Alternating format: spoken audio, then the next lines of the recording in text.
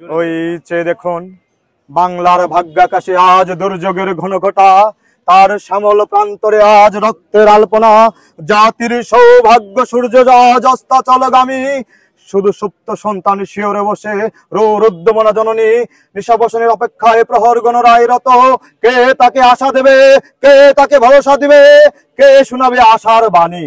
ওঠো মা ওঠো, মোছো তোমার অশ্রু জল, 7 কোটি সন্তান হিন্দু মুসলমান জীবন দিয়ে হলেও রোধ করবো এই মোড়ের অভিযান।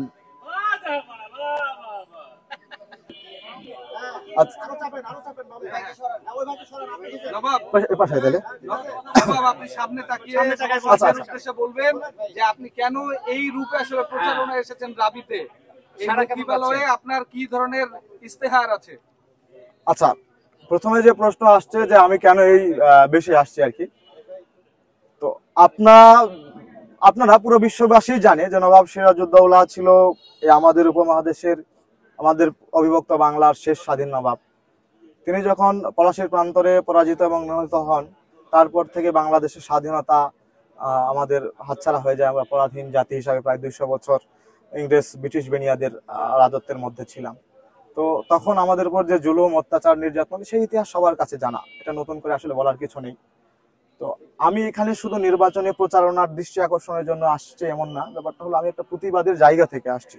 যে আজকে আমাদের সংস্কৃতি কেমন জানি মনে হচ্ছে আবার সেই লর্ডস ক্লাইভ, আমাদের আধিপত্য কেউ কেউ আমাদের এখানে করবার চেষ্টা করছে। তো সেই জায়গা থেকে আমি আমার ভোটারদেরকে এটা জানানোর জন্য আসছি যে পলাশীর প্রান্তরে যেভাবে সিরাজউদ্দৌলাকে পরাজিত এবং নিহত করা হয়েছিল, প্লিজ এই যুদ্ধে এই পলাশীতে আপনারা আমাকে কেউ ছেড়ে যাবেন না, আমাদেরকে কেউ হারাতে দিবেন না। সেই জায়গা থেকে আমি চেষ্টা করছি যে প্রতিবাদ করে, মানে প্রতিবাদের অসঙ্গতি এবং সমাজের অসঙ্গতিটা তুলে ধরে আমাদের সংস্কৃতিতে ভবিষ্যতে কি হতে পারে, কি হতে যাচ্ছে, সেই জায়গাটা আমার ভোটারদের কাছে সচেতন করতে আসছি।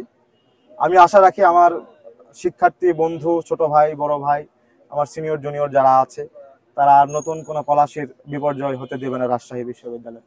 আপনার নাম এবং পদনামটা, সারাটা কেমন পাচ্ছে? আমি ইতিবাচক সাড়া পাচ্ছি এবং খুবই উৎসাহ দিচ্ছে আমার ভোটাররা, আমার শিক্ষার্থী বন্ধুরা। তো এখানে আমি দেখলাম যে সবার মধ্যে একটা উৎফুল্ল ভাব, মানে ছুটির পর আবার নির্বাচন প্রচারণা আবার ঠিকভাবে এখনো সচল হতে পারেনি, কারণ এখনো সব শিক্ষার্থী ক্যাম্পাসে এসে পৌঁছায়নি। যাদের দূরে বাসা, অনেক 250, 300, 500 কিলোমিটার যাদের বাসা দূরে, তারা হয়তো এখনো এসে পৌঁছায়নি। তো এর মধ্যে নির্বাচনী প্রচারণা আবার জৌলুস ফিরতে শুরু করেছে। তো আমি সেই জায়গা থেকে যারা আছে ক্যাম্পাসে, যাদের সাথে আজকে দেখা হয়েছে, তারা আমাকে খুবই উৎসাহ দিচ্ছে।